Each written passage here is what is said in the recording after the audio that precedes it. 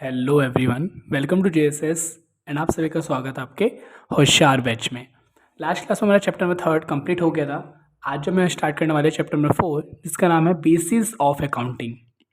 आइए चलिए समझते हैं, देखते हैं इसमें होता इसका मतलब क्या होता है। इसमें आपके ना टोटल 2 बेसिस होते हैं। फर्स्ट होता है आपका कैश बेसिस एंड सेकेंड होता है आपका accrual basis. First is cash basis and second is accrual basis. Sir समझते हैं कि आपसे कहते हैं प्रॉफिट अर्न, प्रॉफिट कमाना या कंपनी के अंदर लॉस इनकर्ड होना, लॉस होना by the business can be determined by, हम प्रॉफिट लॉस इस मेथड से भी निकाल सकते हैं या हम इस मेथड से भी निकाल सकते हैं, मर्सेंटाइल से। Mercantile it means accrual, accrual का अदर नेम है मर्सेंटाइल। ओके, तो प्रॉफिट निकालना है, कंपनी का लॉस निकालना, दो मेथड है निकालने के। कैश बेसिस से निकाल सकते हैं या अदरवाइज आप मर्सेंटाइल या एक्रूअल बेसिस से निकाल सकते हैं। इसका अदर नेम है आपका एक्रूअल का, ठीक है। तो कैश एंड एक्रूअल बेसिस। सबसे पहले समझते हैं कैश बेसिस एक्रूअल बेसिस होता क्या है। आपसे कहता है cash basis of accounting is a system in which the transactions are recorded when cash is transacted whether received और paid. It means revenue is recognised और रिसिप्ट ऑफ कैश। आपसे कहता है इसके अंदर कैश बेसिस के अंदर ना आपको एक जो आपको ट्रांजैक्शंस दे रखी होती है उसका रिकॉर्ड जो करा जाता है, वेदर रिसीव्ड हो या पेड करा हो आपने। इसका मतलब ये हुआ कि revenue is recognised on receipt of cash. Revenue पहचाना जाता है रिसिप्ट ऑफ कैश। रिसिप्ट मतलब कि पैसे का आना। जब पैसा आता है तब आप क्या कर लेते हो, उसको रिकॉर्ड कर लेते हो। क्या कर लेते हो, तो आप इसको रिकॉर्ड कर लेते हो। तो आपसे कहता है cash basis of accounting is system in which transactions are recorded in which cash is transaction. जब भी आप कैश ट्रांजैक्शन करते हो तो आप इसको रिकॉर्ड कर लेते हो। आइए चलिए एक एग्जांपल के साथ समझते हैं। मान लेते हैं एक मोहनलाल लिमिटेड है, इनकी दुकान है, ठीक है। ये क्या करते हैं, कस्टमर आता है, वो कहते हैं सर मुझे 20 रुपये का सामान चाहिए। वो क्या करते हैं, अपने पास एक बुक रखते हैं, उसके अंदर लिख देते हैं बुक के अंदर प्लस 20 रुपये। मेरे पास 20 रुपये कस्टमर दे के चला गया। आप देखा होगा बहुत सारी दुकान के अंदर जो मतलब के होते हैं ना, वो क्या करते हैं, ऐसे ट्रांजेक्शन रिकॉर्ड करते हैं। फिर क्या हुआ कि एक दूसरा कस्टमर आया, उसने कहा मुझे मतलब 50 रुपये का सामान चाहिए। वो लिख देंगे प्लस 50। फिर एक कस्टमर आया, उसने कहा कि क्या बोलते हैं मुझे ना सवाल चाहिए 5 रुपये का, मैं आपको 5 रुपये शाम को दे दूंगा, थोड़ी देर बाद दे दूंगा। आप उसको रिकॉर्ड नहीं करोगे अभी। कैश बेसिस अगर आप रूल फॉलो कर रहे हो तो आप इसको रिकॉर्ड नहीं करोगे। इसमें आप वही ट्रांजैक्शन करोगे, कैश आया या गया। उसके बाद मान लेते फिर आपको ना कुछ खाने का मन करा, आपने अगर बाहर से लाके, मोहनलाल अंकल ने अगर बाहर से लाके ना कुछ सामान लिया है, ठीक है, खाने के लिए, क्या कर दोगे, मान लेते 20 रुपये का सामान आया, 20 रुपये माइनस कर दोगे। एक कस्टमर आया 100 का, उसने आपको 100 रुपये दिया, आपने प्लस कर लिया। फिर मान लेते हैं एक 500 रुपये कस्टमर आया, फिर हुआ है आपने इलेक्ट्रिसिटी बिल पे करा यहाँ से, 60 रुपये माइनस कर दिया, जो भी बिल आएगा आपका। इसमें बस क्या करते हो आप, कैश आया तो प्लस, कैश गया तो माइनस, आया तो प्लस, गया तो माइनस, आया तो प्लस, आया तो प्लस, गया तो माइनस। इसको बोलते हैं कैश बेसिस ऑफ अकाउंटिंग। इसमें कहता है बस आपको ये पहचानना है रेवेन्यू आया है या गया है, रिसीव्ड करा या पेड करा। इसको बोलते हैं कैश बेसिस ऑफ अकाउंटिंग। इसके अंदर आप कोई भी ऐसे एंट्री नहीं करते, उधार के ट्रांजेक्शन तो उसमें होती ही नहीं है। ओनली कैश ट्रांजेक्शन, TXN मतलब कि ट्रांजेक्शन रिकॉर्डेड। ओके,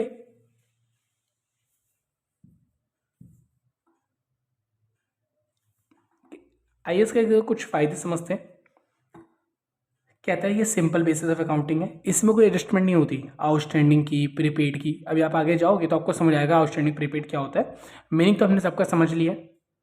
अगर आपने प्रीवियस क्लासेस अगर ज्वाइन करी थी उस हमने समझा था आउटस्टैंडिंग मतलब क्या होता है। आपने मतलब खर्च मतलब कि उसका बेनिफिट तो ले लिया है बट आपने उसकी पेमेंट नहीं करी। जैसे सैलरी कंपनी कर लेती है, एम्प्लॉय से पहले काम करवा लेती है पूरे महीने का, फिर सैलरी बाद में पे करती है। प्रीपेड ये कंपनी पहले क्या पे कर देती है, सैलरी बाद में क्या काम करवाती है। एक्रूड इनकम ऐसी इनकम जो कमाई नहीं है बट सॉरी कमा तो रही है बट अभी आनी बाकी है। कभी कभी कभार क्या होता है कि कंपनी ने, जैसे कि आप बताया कि 5 रुपये का ना मोहनलाल अंकल ने क्या करा था, सामान बेचा था 5 रुपये का कस्टमर को, 5 रुपये का सामान बेचा था, उसने पैसे नहीं दिए अभी तक। उसने पैसे, उन्होंने कहा मैं आपको शाम को दे जाऊँगा। तो वो क्या है कि उसको बोलते हैं एक्रूड इनकम, जो कमा तो लिया अंकल ने, वो अभी ले दिए बट।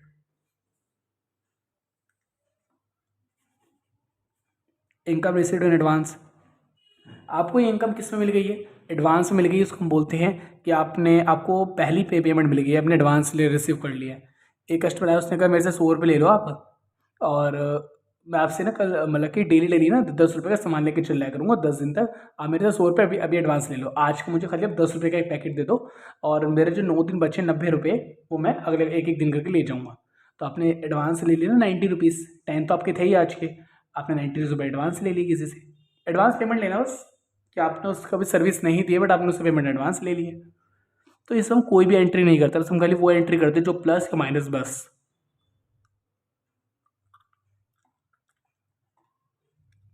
आया तो प्लस, गया तो माइनस, आया तो प्लस, गया तो माइनस। ओके। फिर आपसे कहता है this approach is more objective, ये अप्रोच कुछ ज़्यादा सही है, इसको हम जल्दी से कर पाते, जज कर पाते, इसको करना बड़ा आसान है। प्लस कस्टमर आया प्लस लिख दो, कुछ हमने एक्सपेंस करा माइनस कर दो, बहुत ईजी है। This basis of accounting is suitable, वो ये अकाउंटिंग उसके लिए सूटेबल है जो कंपनी क्या करती है, कैश में ज़्यादा काम करती है, उसके लिए सही है, कोई दिक्कत नहीं है। जो कंपनी डील कैश में ही करती है तो उसके लिए बेस्ट मेथड है बिल्कुल, cash basis of accounting. Okay. तो इसमें आपसे कहता है this basis of accounting is suitable किसके लिए, उसी कंपनी के लिए जो ज़्यादा ट्रांजेक्शन इसमें करती है, कैश में करती है। फिर नेक्स्ट आपका आता है इसके कुछ नुकसान भी होंगे। It does not give a true and fair view of the profit और लॉस, ये आपको कभी भी सही प्रॉफिट और लॉस नहीं देता है। And the financial position of the company, because ये इग्नोर कर देता है आउटस्टैंडिंग एंड प्रीपेड एक्सपेंस। ये ना आपको देखो, ये आपको क्या लगता है इसको सॉल्व करने पर आपका आंसर बिल्कुल प्रॉफिट या लॉस जो भी हो वो सही आएगा? नो। क्योंकि याद है कस्टमर आया था 5 रुपये का सवाल लेके गया था,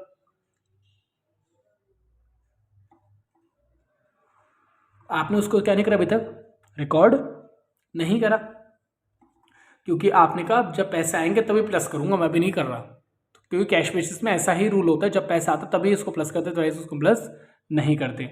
तो आपने कर दिया उसको भी होल्ड कर दिया, आपने कहा जब आएगा तो पैसा मैं इसको तभी रिकॉर्ड कर लूँगा। तो आपका क्या होगा, जो अभी जो उसको सॉल्व करोगे इससे प्रॉफिट एंड लॉस सही नहीं आएगा, क्योंकि इसके अंदर 5 रुपये पेंडिंग है। तो कैश बेसिस अकाउंटिंग में आपका प्रॉफिट लॉस सही नहीं आता है। क्यों? क्योंकि इस अकाउंटिंग के अंदर आप इग्नोर कर देते हो आउटस्टैंडिंग, प्रीपेड, एक्रूड इनकम। अब मान लेते हैं कि एक आपने ना मतलब कुछ खर्चा करा था 40 रुपये का, बट आपने पेमेंट नहीं करी तो उसको अभी तक 40 रुपये, तो आपको वो करनी पेमेंट? यस, आपको तो पेमेंट करनी है, वो आपने करी तो नहीं ना बट अभी तक, तो वो क्या आपका आउटस्टैंडिंग, आपको 40 रुपये पे करने बाकी है अभी, 40 रुपये करने बाकी है अभी। तो कह सकते हैं कि वो हमारा क्या है अभी आउटस्टैंडिंग है, क्या आपका आउटस्टैंडिंग अमाउंट है आपका, ये अभी हमारे को पे करना बाकी है 40 रुपये। तो कह सकते हैं इसमें तो आपने रिकॉर्ड ही नहीं करा, बट क्योंकि हम रिकॉर्ड ही नहीं करते, हम रिकॉर्ड तब करते जब हम उसकी पेमेंट कर देते। तो आपसे कहता है इसके अंदर आप चीज़ों को इग्नोर कर देते हो, जो पेमेंट आप बस यही चीज़ लिखते हो जो आपने कर दी है पेमेंट, या अभी आ गई है पेमेंट, आनी बाकी है उसको नहीं लिखते, अभी देनी है उसको भी नहीं रिकॉर्ड करते हम। कैश बेसिस में खाली वही चीज़ें करते हैं, जो पैसा आया तो प्लस कर दो, गया तो माइनस कर दो, जाने वाला है या जाएगा बाद में उसको छोड़ देते हम, आने वाला है या अभी 1-2 दिन बाद या 1-2 महीने बाद आएगा उसको रिकॉर्ड नहीं करते। इसमें वही रिकॉर्ड करते हो जो आपके पास अभी मिल गया कैश एंड टू एंड। इधर एक पर्सन दूसरा पर्सन अगर उसने उसको पैसा पकड़ा है तो उसको रिकॉर्ड ही कर लेगा, अदरवाइज रिकॉर्ड नहीं करेगा। ये कभी भी ना मैचिंग प्रिंसिपल को फॉलो नहीं करता है। अब आपको मैचिंग प्रिंसिपल तो अच्छे से समझ आ ही गया होगा, आपने अगर लास्ट क्लास ज्वाइन करी है तो उसमें हमने मैचिंग प्रिंसिपल में देखा था कि रेवेन्यू हमेशा किसके इक्वल होते हैं, एक्सपेंस के। रेवेन्यू किसके इक्वल होते हैं, हमेशा एक्सपेंस के इक्वल होते हैं। ओके। क्योंकि देखिए अब मान लेते हैं जैसे कि आपके पास 10 रुपये आए, 10 रुपये और आए, प्लस 20 रुपये और आए, प्लस 5 रुपये आने हैं भी आए नहीं है, तो क्या आप इसको रिकॉर्ड करोगे कैश बेसिस में? नहीं करोगे, क्योंकि अभी आए नहीं हैं, आने बाकी हैं, तो हम इसको कैश बेसिस में रिकॉर्ड नहीं करेंगे। अभी हमारे से बोला है, हमने ये जो समझा था, आपको पता होगा कि आपका मैचिंग प्रिंसिपल, जिसमें रेवेन्यू और एक्सपेंस आपस में क्या होते हैं, इक्वल होते हैं। मैचिंग प्रिंसिपल का मतलब ये होता है जिसमें रेवेन्यू किसके इक्वल होता है, एक्सपेंस के। रेवेन्यू मतलब पैसे का आना, एक्सपेंस मतलब पैसे का जाना। आपके क्या, आपने 40 रुपये खर्चा करा, चलिए 40 से ऐसा मान लेते हैं, 20 रुपये खर्चा करा, और फिर आपने 5 रुपये और खर्चा करा, फिर आपने 5 रुपये और खर्चा करा, फिर आपने 10 रुपये और खर्चा करा, फिर आपने बाद में 5 रुपये और खर्चा करा। तो बताइए इसका सम कितना आ गया, 20, 30, 40 और 50, सॉरी 45, 20, 30, 40, 45। इसका कितना आ रहा है, 20, 30, 40। अब कहोगे ये भी तो है, ये तो रिकॉर्ड ही नहीं करेंगे क्योंकि ये तो भी आया ही नहीं है, ये तो भी आया ही नहीं है, ये तो आना बाकी है अभी, तो इसलिए हम इसको रिकॉर्ड नहीं करेंगे। तो कह सकते हैं रेवेन्यू एक्सपेंस आपस में इक्वल नहीं आता, और ये फॉलो करता भी नहीं है इसलिए मैचिंग प्रिंसिपल को। क्यों, क्योंकि अभी पेमेंट आनी बाकी थी, तो आपका क्या हुआ, एक्सपेंस ही बाकी है, आपका एक्सपेंस बाकी है। अब ऐसा मान लेते हैं, चलिए 20 रुपये आपने सामान तो ले लिया 20 रुपये का, बट पेमेंट नहीं करी भी आपने, अभी तक पेमेंट नहीं करी। अगर आप देखो तो चले, तो आपका ये रेवेन्यू है, 10 रुपये आपके पास आ चुके हैं, 10 रुपये आपके पास और आ चुके हैं, 20 रुपये और आ चुके हैं, 5 रुपये भी आए नहीं, आने बाकी है। तो कैसे कितने पैसे आए हैं, 40 रुपीज़। आपने 20 रुपये का सामान खरीद के लाए थे, आपने उसकी पेमेंट नहीं करके, आपने कहा बाद में कर दूंगा, तो आप इसको रिकॉर्ड ही नहीं करोगे फिर तो इसके अंदर, क्योंकि पेमेंट तो आपने अभी तक करी नहीं ना। इसको करते 10, 20 और 25, तो आपने खर्चा कितना रुपये का करा, 25 रुपये खर्चा करा है, तो आप रिकॉर्ड करोगे नहीं। ओके, चलिए फिर आपसे कहता है, this system does not distinguish between the capital and the revenue items, as the result is not consistency the profit of the 2 years। कहता है इसमें कैपिटल रेवेन्यू कुछ फर्क नहीं करते हम। कैपिटल रेवेन्यू का मतलब क्या है, कैपिटल ऐसा खर्चा जो हमने बहुत लंबे समय के लिए खर्चा करा है। कैपिटल मतलब खर्चा होता है जो आपने खर्चा बहुत लंबे समय के लिए करा आपने। और कैपिटल मनी, आपने कितना पैसा इन्वेस्ट करा कुछ नहीं लिखा होता है आपका, बस क्या करते हैं, जो पैसा आ रहा है उसको प्लस करते रहते हैं, जा रहा है तो माइनस करते रहते हैं बस। अगर आपने एक मशीनरी खरीदी है, मान लेते हैं अगर आपने कोई चीज़ दुकान के लिए एक लाइट ट्यूबलाइट भी खरीदी है, ठीक है, या आपने कोई एक मशीनरी परचेस करी है 20,000 रुपये की, आप क्या कर दोगे, 20,000 रुपये तरह से माइनस कर दोगे, आप क्या करोगे, 20,000 रुपये इधर से लेस कर दोगे। क्यों, क्योंकि आपने अगर ये मशीनरी परचेस करी है, बट ये माइनस इधर से नहीं होना था, क्योंकि वो तो एसेट बनता है, वो हम अपनी बाद में समझेंगे।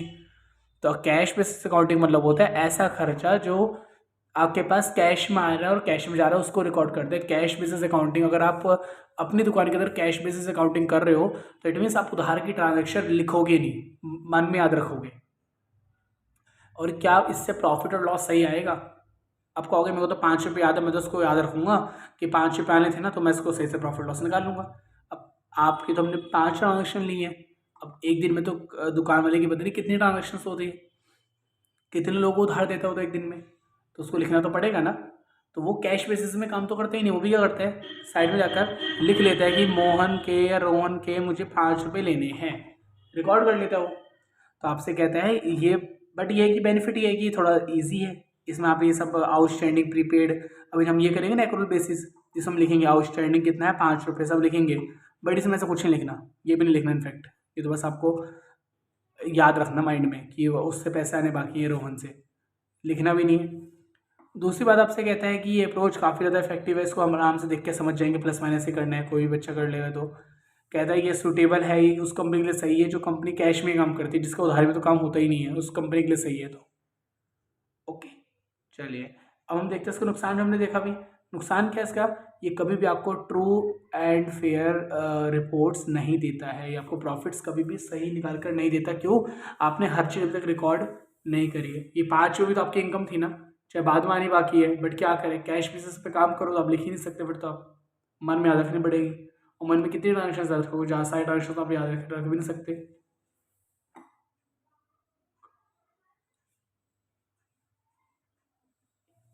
आपसे कहते हैं मैचिंग प्रिंसिपल को फॉलो भी नहीं करता है। मैचिंग प्रिंसिपल रेवेन्यू एक्सपेंस बताया अभी, जो आपका रेवेन्यू ये रहा 10, 10, 20 और 5 रुपये आए नहीं, आने बाकी हैं। तो आपको आगे आए कितने हैं, बस हम तो खाली कैश बेसिस में बस ये देखते हैं कितना पैसा आया है, 40 रुपये।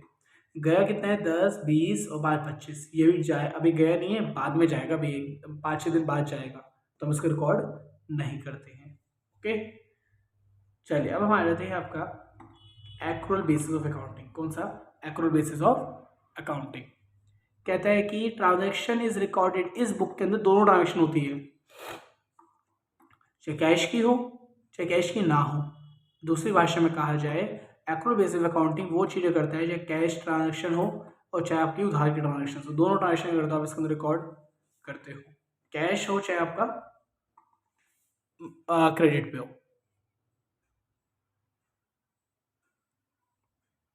अब इसमें तो होता है कि आपकी दोनों ट्रांजैक्शंस रिकॉर्ड होगी, चाहे कैश की हो चाहे क्रेडिट की हो। आइए इसको भी एग्जाम्पल से समझते हैं। अब इसमें है श्यामलाल अंकल, एक इनके साथ वाले दुकान वाले ही अंकल हैं। देखिए इनकी दुकान यहाँ पर थी, इनके साथ में दुकान है श्यामलाल अंकल की। ठीक है, ये भी अगर सामान बेचते हैं। अब ये इनका लिखने का तरीका बड़ा डिफरेंट है। अगर इनके पास 50 रुपये आते हैं ना तो लिखते हैं ये रिसीव्ड 50 रुपीज़। ठीक है, इनके पास एक कस्टमर आता है, वो कहता है सर मैं आपसे उधार सामान खरीद रहा हूँ 5 रुपये का, मैं आपको बाद में दे दूंगा। कहते हैं ठीक है, उसको भी लिखते हैं, उसको बोलते हैं आउटस्टैंडिंग, सॉरी अभी आप लिखोगे इसके लिए क्रेडिट, आपके लिए भी क्या लिखना आपको, क्रेडिट प्लस का 5 या एक्रूड लिख देना। अभी लिख सकते हो, कोई दिक्कत नहीं है, बाद में समझ लेंगे इसको अच्छे से। ये हो गया आपका। अब एक कस्टमर आया, उसने कहा कि क्या बोलते हैं मुझे ना 100 रुपये का सामान दे दो, 80, ध्यान से सुनना, कस्टमर आया उसने कहा 100 रुपये का सामान दे दो, 80 रुपये से तो आप मेरे से कैश ले लो, वो लिखेंगे रिसीव्ड, और 20 रुपये मैं आपको दूंगा बाद में, इट मीन्स क्रेडिट, 20 रुपये दूंगा बाद में। हो गया। अब क्या हुआ, आपने ना एक कस्टमर, मतलब कि आपने कुछ सर्विस ली या आपने कुछ मान लेते अपना फ़ोन का रिचार्ज करा लिया, कंपनी के फ़ोन का रिचार्ज कराया, तो आप उसके वैसे कंपनी का फ़ोन है तो पैसे भी कंपनी में से निकालोगे। तो क्या करा आपने, रिचार्ज तो करा लिया, पेमेंट नहीं करी बट आपने अभी तक, क्या लिख दोगे, आउटस्टैंडिंग बिल, पेमेंट नहीं करी आपने अभी तक, क्या लिख देंगे, आउटस्टैंडिंग बिल 80 रुपये का, माइनस कर देंगे। अभी पेमेंट नहीं करी ना, फिर भी नोट डाउन करना पड़ेगा। फिर आपने एक रिचार्ज करा लिया दूसरे फ़ोन का, उसकी आपने पेमेंट पहले ही कर दी, उसका हमने सर्विस नहीं ली बट आपने पेमेंट पहले ही कर दी, क्या बोलेंगे उसको हम,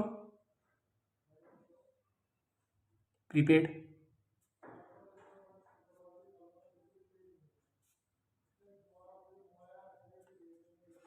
अब आपसे कहते हैं, देखो हम दोबारा समझते हैं, एक कस्टमर है उसने 50 रुपये करे तो आपने 50 रुपीज़ प्लस लिख दिया, रिसीव 50।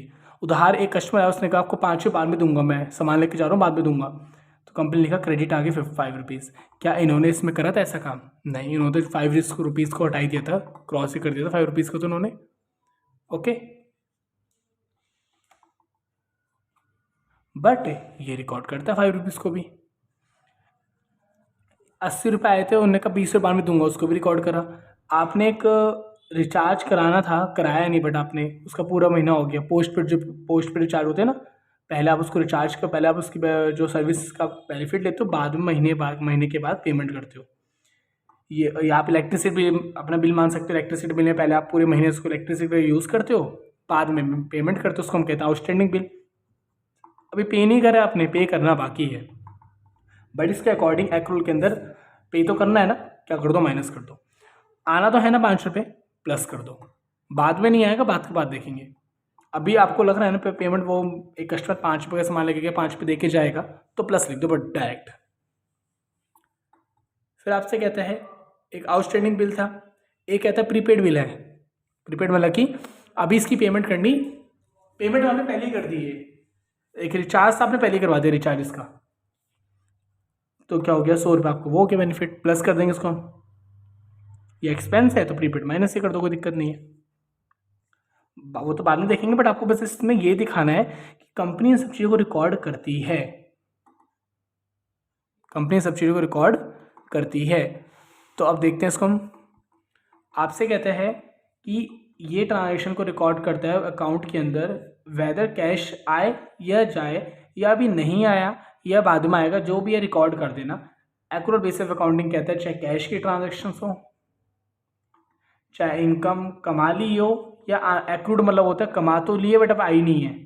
अगर कंपनी क्या कर लेती है, इंटरेस्ट बैंक से मैसेज आ जाता है कि आपको इंटरेस्ट मिलने वाला है बट मिला नहीं होता है, तो एक्रूड होता है। तो ये क्या होता है, इनकम आपकी आनी तो है बट आई नहीं है बट अभी तक, तो आपका हो गया।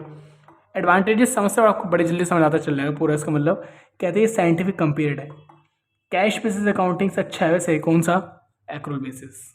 कैश बेसिस अकाउंटिंग से काफ़ी अच्छा है क्योंकि आपको प्रॉपर रिकॉर्ड बना के देता है, आपको ये प्रॉपर डेटा आपके पास लिखा हुआ होता है इसके अंदर आपके पास।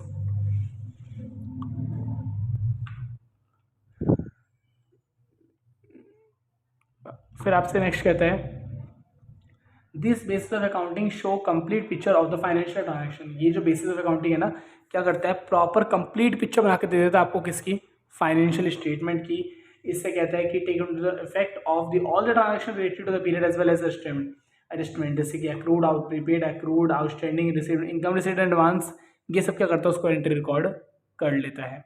मान लेते हैं कि उसने किसी कस्टमर से 100 रुपये एक्स्ट्रा ले लिए, तो क्या लिखेंगे वो, इनकम रिसीव्ड इन एडवांस। या आपने मतलब किसी कंपनी में काम करते हो और आपने वहाँ से सैलरी 2 महीने की एक्स्ट्रा ले ली, तो आपके लिए क्या होगी, वो एक्रूड इनकम है। सॉरी, आपके लिए क्या है, इनकम रिसीव्ड इन एडवांस है। आप उसको अलग तरीके से, जो वैसे तो माइनस होता है वो हम समझेंगे बाद में, बट अभी तो आपको ये समझना है कि क्या बोलते हैं, हम चीज़ सारी चीज़ क्या कर रहे हैं, रिकॉर्ड कर रहे हैं, चाहे कैश की है या चाहे नहीं है। दोनों चीज़ रिकॉर्ड कहाँ होती है, एक्रूड के अंदर दोनों चीज़ मतलब कि अलाउड होती है। This basis of accounting show the, आपको कंप्लीट पिक्चर देता है, बिल्कुल ही सही तरीके से बना के देता है आपको ये, किसकी, फाइनेंशियल ट्रांजैक्शंस की of the business, as it takes into account the effect of all the transaction related to a period as well as the adjustment like the outstanding, prepaid, accrued and income received in advance। तो क्या करते हो आप, इस सब चीज़ों को record करते हो। फिर आपसे कहते हैं दिस बेसिस ऑफ डिस्क्लोज, ये आपको बिल्कुल प्रॉफिट लॉस सही देता है। ऑब्वियसली आपने सारी चीज़ रिकॉर्ड करी है तो आपको प्रॉफिट लॉस क्यों सही नहीं देगा, बिल्कुल सही देगा प्रॉफिट लॉस आपको ही। इट रिफ्लेक्ट्स ट्रू प्रॉफिट और लॉस, ये क्या करता है, सही प्रॉफिट लॉस देता है। और ये ज़्यादातर हर कंपनी के अंदर इस्तेमाल यही होता है क्योंकि हर कंपनी के अंदर उधारी तो चलती है और उधारी को रिकॉर्ड करना पड़ता है कि आगे जाकर भूल ना जाए।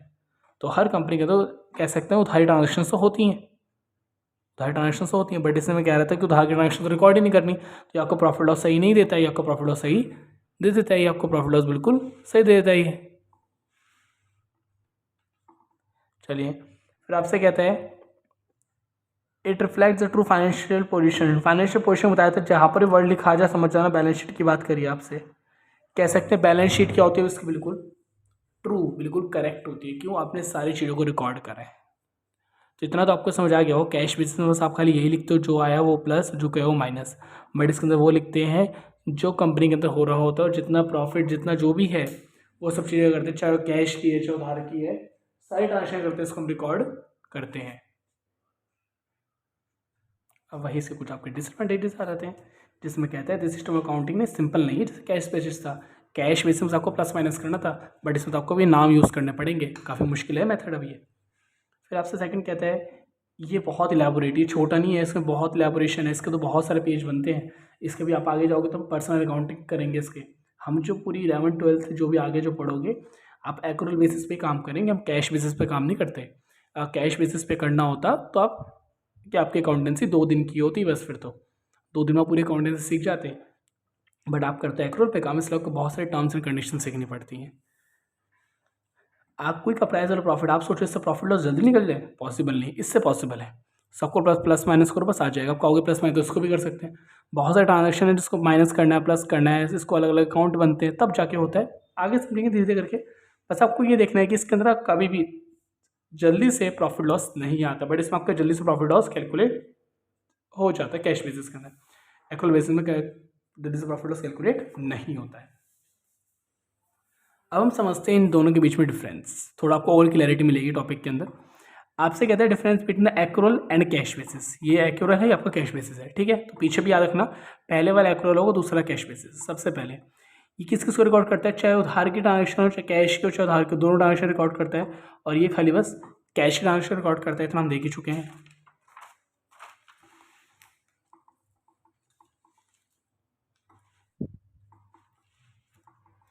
ये आपका एक्रूअल है, ये आपका कैश बेसिस है। आपसे कहता है आउटस्टैंडिंग, प्रीपेड आउटस्टैंडिंग की एक्रूअल के अंदर अकाउंटिंग होती है। अकाउंटिंग मतलब कि इसको रिकॉर्ड करा जाता है, जैसे हम इसको रिकॉर्ड कर रहे हैं। ये आपका कौन सा अकाउंट बन रहा है? एक्रूअल के हिसाब से बन रहा है। ये आपका कैश बेसिस के हिसाब से बना था। एक्रूअल के अंदर प्रीपेड आउटस्टैंडिंग एक्सपेंस को हम अकाउंट करते हैं, प्लस या माइनस जो भी करना हो तो करते हैं। अभी आपको प्लस माइनस कुछ नहीं सोचना, बस आपको ध्यान रखना है कि हम उसकी हाँ एंट्री तो करते हैं। चाहे एक्रूड और इनकम रिसीव्ड इन एडवांस हो उसकी भी अकाउंटिंग करते हैं, बट प्रीपेड आउटस्टैंडिंग की इसमें कोई एडजस्टमेंट नहीं होती है। एक्रूड इनकम और इनकम रिसीव्ड इन एडवांस की कोई एंट्री एडजस्टमेंट नहीं होती है। किसमें? कैश बेसिस में। किससे? आपका कैश बेसिस में कोई एंट्री ऐसी नहीं होती, हम देख भी चुके हैं। चलिए थर्ड पॉइंट आप जो आपसे कहते हैं प्रॉफिट और लॉस। अब कहते हैं इससे आपके प्रॉफिट और लॉस बिल्कुल करेक्ट निकल जाता है, इससे आपका करेक्ट नहीं निकलता है। Technical knowledge, the accrual basis of accounting required technical knowledge. चाहिए टेक्निकल नॉलेज, इसमें आपको टेक्निकल नॉलेज की ज़्यादा जरूरत नहीं है। कैश बेसिस में करना क्या है, बस प्लस माइनस से तो करना है, इसके लिए क्या टेक्निकल नॉलेज इसका आपको चाहिए। अप्रोप्रिएशन हो गया, आपका आउटस्टैंडिंग हो गया, इनकम रिसीव्ड एडवांस हो गया, इन सबके अकाउंट बनाना कैसे करने हैं, सब चीज़ आती है इसके अंदर भी एक एक करके जो हम समझने वाले हैं। तो इसमें कहता है हम इन सब चीज़ों को रिकॉर्ड करते हैं। इसमें आप उसको इसमें नॉलेज की ज़रूरत है, इसमें कोई नॉलेज की ज़रूरत नहीं, क्योंकि इसमें तो बस प्लस माइनस करना होता है। लीगल पोजीशन, ये 2013 एक्ट के अंदर आता है, ये 2013 एक्ट के अंदर नहीं आता। इसको पार्टनरशिप करवाना मतलब इसको कंपनी को आपको रिकोगनाइज करवाना जरूरी नहीं है, बट इसमें बहुत नेसेसरी है कि अगर आपकी पार्टनरशिप है तो आपको कंपनी को रजिस्टर्ड करवाना कंपलसरी हो जाता है। Reliability, accrual basis accounting more reliable, ये काफ़ी अच्छा है, काफ़ी लोगों को समझ आता है। ये कैश बेसिस अकाउंटिंग की लेस रिलायबिलिटी ज़्यादा सही नहीं है। क्यों? करेक्ट प्रॉफिट लॉस दे देता है, करेक्ट प्रॉफिट लॉस नहीं देता है, इसलिए ये अच्छा है, इसलिए अच्छा नहीं है ये। लास्ट आपका suitability, accrual basis of accounting किसके लिए सुटेबल है? ऐसे कंपनी के लिए जिस कंपनी में ट्रांजैक्शन उधार की भी और कैश की दोनों ट्रांजैक्शन क्या होती हैं, थोड़ी ज़्यादा ही होती हैं, तो उस कंपनी के लिए क्या सही है? आपका एक्रूअल बेसिस सही है। ये किस कंपनी के लिए सही है? एनपीओ के लिए। अब एनपीओ होता क्या है? नॉट फॉर प्रॉफिट ऑर्गेनाइजेशन, ऐसी संस्था जो प्रॉफिट के लिए नहीं बैठी, लोगों के लिए एक चैरिटेबल होता है ना, वो ओपन करके बैठी है। जैसे कि एक बच्चा है, अब आप अगर मान लेते हैं, जैसे अगर आप भी अगर एक भिखारी को अगर आप मतलब मान लेते हैं, जो बैगर है, अगर आप उसको कर रहे हो, आप एक पैसे दे रहे हो आप उसको, ठीक है, कि आप उससे ये कहोगे भाई अपने अकाउंट में जरा 5 रुपये लिख लियो, मैं तुझे कल मैं तुझे कल दे दूंगा, ऐसे बोलते हो? नहीं, उसका भेंट दे देते हो ना। ये ऐसे अगर हम एनपीओ की बात करें, एनपीओ की संस्था होती है जहाँ पर वो बच्चे होते हैं या वो लोग होते हैं जिनके पास प्रॉपर फैसिलिटीज़ नहीं होती है, उनका खर्चा कोई बाहर से और लोग क्या करते हैं, उसको बियर करते हैं, लोग क्या करते हैं, उसको उठाते हैं। जैसे मान लेते हैं अगर ये संस्था है, उसके अंदर ये 8 लोग हैं, इसको संभालने वाले मान लेते हैं इनकी काफ़ी की ऑर्फनेज है, काफ़ी को पेरेंट्स नहीं है इसमें, ठीक है, बच्चे अनाथ हैं, अनाथ आश्रम जिसको बोलते हैं। तो आपको समझ आ गया वो अच्छे से, अनाथ आश्रम। इसमें क्या होता है, बहुत सारे बच्चे हैं जो यहाँ पर रह रहे हैं, उनका खर्चा उठाता कौन है? एक दूसरा पर्सन आता है, उसकी अच्छी खासी इनकम होती है, वो यहाँ पर आकर क्या करता है, यहाँ पर पेमेंट करके जाता है। क्या करके जाता है? पेमेंट करता है कि लो मेरी तरफ से 20,000 रुपये इन बच्चों के लिए क्या करते हैं, थोड़ा मेरा डोनेशन है मेरी तरफ से। अभी ऐसा करके चाहेगा कि मैं 30,000 रुपये देना चाहता हूँ, 20 तो अभी ले लो, 10 कल ले लेना, तो क्या आप इसको रिकॉर्ड कर लोगे? नहीं। एनपीओ में तो कैश बेसिस पे ही काम चलता है, यहाँ पर उधारी का तो काम होता ही नहीं है। बट यहाँ पर कंपनी के अंदर ये उसके लिए सूटेबल है जिसकी कंपनी ये बिजनेस के लिए सूटेबल है, और ये नॉन फॉर प्रॉफिट ऑर्गेनाइजेशन के लिए सूटेबल होता है। ओके, इतना क्लियर है? चलिए बस हमारा चैप्टर एंड हो गया फिर आपके इधर ही। ओके, आपका चैप्टर आज यहाँ पर ही एंड हो गया। हाफ एन क्लास में आपका ये चैप्टर एंड भी हो चुका है। ये आपको समझ आ गया, जल्दी से रिवाइज कर लेते हैं, सीधे से हम गो थ्रू कर लेते हैं इसको। फिर हम बेसिस ऑफ अकाउंटिंग हम 2 तरीके से कर सकते हैं आपका, एक तो हो गया कैश बेसिस और आपका होगा एक्रूअल बेसिस। कैश बेसिस के अंदर आप क्या करते हो, खाली वही चीज़ रिकॉर्ड करते हो जो पैसा आ गया है और या पैसा चला गया है, उसको रिकॉर्ड करते हो। आना है या नहीं आना, उसको रिकॉर्ड हम नहीं करते हैं। दूसरी बात, प्रॉफिट हमने देख लिया, इसके एडवांटेजेस क्या है, जल्दी हो जाता है क्योंकि ये आउटस्टैंडिंग प्रीपेड इन सबको इग्नोर कर देता है, और ये काफ़ी अच्छा जजमेंट है, इसको देख के एकदम समझ आ जाता है, किसी को भी समझ आ जाता है। और ये उस कंपनी से सूटेबल है जो कंपनी करती है कैश बेसिस पे काम करती है, उसके लिए क्या ये सूटेबल होता है। फिर आपसे कहता है डिसएडवांटेजेस, ये कभी भी आपको true and fair position profit loss नहीं देता है। ये प्रॉफिट लॉस सही प्रॉफिट लॉस नहीं देता है, क्योंकि ये सारी चीज़ों को रिकॉर्ड नहीं कर रहा है। इसने 5 रुपये अभी भी छोड़ रखे हैं वाले, बट इसने 5 रुपये वाले अपने रिकॉर्ड कर लिए थे इसमें। चलो इसमें 50 हो गए, 5 तो 50 हो गए, 15 जो भी है, वैसे तो ये 5 रुपये लिखे हुए, इसने उसको लिख लिया था 5 रुपये को, इसने 5 को लिख लिया था, बट इसने 5 रुपये को नहीं लिखा, तो इससे प्रॉफिट लॉस सही नहीं निकलेगा। इससे प्रॉफिट लॉस सही निकल जाएगा, क्योंकि इसमें आप साइड ट्रांजेक्शन रिकॉर्ड करते हो। नुकसान भी देख लेती है, आपको प्रॉफिट लॉस सही नहीं देता है, क्योंकि क्यों नहीं देता, क्योंकि इग्नोर कर देता है किस किस को, आउटस्टैंडिंग, प्रीपेड, एक्रूड और इनकम रिसीट एडवांस को अगर इग्नोर ये कर देता है। ये कभी भी मैचिंग प्रिंसिपल को फॉलो नहीं करता, कभी रेवेन्यू एक्सपेंस आपस में इक्वल नहीं आते हैं। और यह अगर हम एक्रूल की बात करें, इसमें कैश और क्रेडिट दोनों ट्रांजेक्शन रिकॉर्ड करते हो आप। इसके प्रॉफिट हमने देखे, ये आपको प्रॉफिट लॉस बिल्कुल सही देता है, क्योंकि आप सारी ट्रांजेक्शन रिकॉर्ड करते हो। ये आपको क्या बोलते हैं, साइंटिफिक तरीके से करा जाता है, एंड इसकी कंप्लीट पिक्चर आपको सही से पता चल जाती है। ये आपका ट्रू फाइनेंशियल पोजीशन भी आपको देता है। ये ज़्यादा हर जगह एक्सेप्टेबल ये ज़्यादा होता है, क्योंकि इसमें प्रॉफिट लॉस सही निकलता है, क्योंकि सारी चीज़ों को रिकॉर्ड करता है, ये सारी चीज़ों को रिकॉर्ड ये नहीं करता, इसलिए इसका प्रॉफिट लॉस सही नहीं निकलता है। नुकसान की बात करूँ, इतना सिंपल नहीं है ये बहुत बड़ा है, बहुत इलेबोरेट है ये, और फाइनेंशियल पोजीशंस की बिल्कुल सही नहीं होती हैं। एक्रूअल कैश बेसिस से बात करूँ, ये दोनों ट्रांजेक्शन रिकॉर्ड करते हैं, खाली कैश की ट्रांजेक्शन रिकॉर्ड करता है। फिर प्रीपेड आउटस्टैंडिंग की बात करूँ, काउंटिंग करता है, इसको रिकॉर्ड करता है, इसको रिकॉर्ड नहीं करता। Accrued income, income receipt advance में अगर देखें तो इसको रिकॉर्ड करता है, इसको रिकॉर्ड ये नहीं करता है। प्रॉफिट लॉस सही देता है, प्रॉफिट लॉस सही नहीं देता है। टेक्निकल नॉलेज इसमें आपको चाहिए, इसमें आपको नॉलेज की ज़्यादा जरूरत नहीं होती है। लीगल पोजीशन इसमें 2000 एक्ट 2013 काम करता है, आपको अपनी कंपनी को रजिस्टर्ड करवाना पड़ता है, इसमें आपको कोई रजिस्ट्रेशन करवाने की जरूरत नहीं है। एक्सेप्टेबल, ये ज़्यादा एक्सेप्टेबल है, ये थोड़ा कम एक्सेप्टेबल, इसको कंपनी ज़्यादा एक्सेप्टेबल ज़्यादा नहीं करती हैं। रिलायबिलिटी आपसे कहता है मोर रिलायबल है ये मोर रिलायबल नहीं है। ये सूटेबल किसके लिए, बिजनेस के लिए। ये सूटेबल किसके लिए, नॉट फॉर प्रॉफिट ऑर्गेनाइजेशन के लिए। आया समझ। तो आज हमारे चैप्टर यहाँ पर ही एंड हो जाता है। अब हम जो नेक्स्ट क्लास में करेंगे, इसके ऊपर हमारे 3 to 4 क्वेश्चन हैं, हम उसको वो देखेंगे कि वो मतलब किस तरीके से करना है। प्रैक्टिकल क्वेश्चन आपके 3 to 4 नेक्स्ट क्लास में वो स्टार्ट करेंगे, 3 to 4 क्वेश्चन। और नेक्स्ट क्लास में कोशिश करेंगे हम न्यू चैप्टर अपने स्टार्ट कर दें, अकाउंटिंग क्वेश्चन। ओके, आज के लिए इतना ही, मिलते हैं फिर आपसे नेक्स्ट क्लास में। Bye bye. और हम नेक्स्ट क्लास में करेंगे अपने practicals. Thank you for watching video. अगर आपने चैनल को सब्सक्राइब नहीं कर तो सब्सक्राइब कर लीजिए, एंड अपने दोस्तों को शेयर कर दीजिए। Thank you.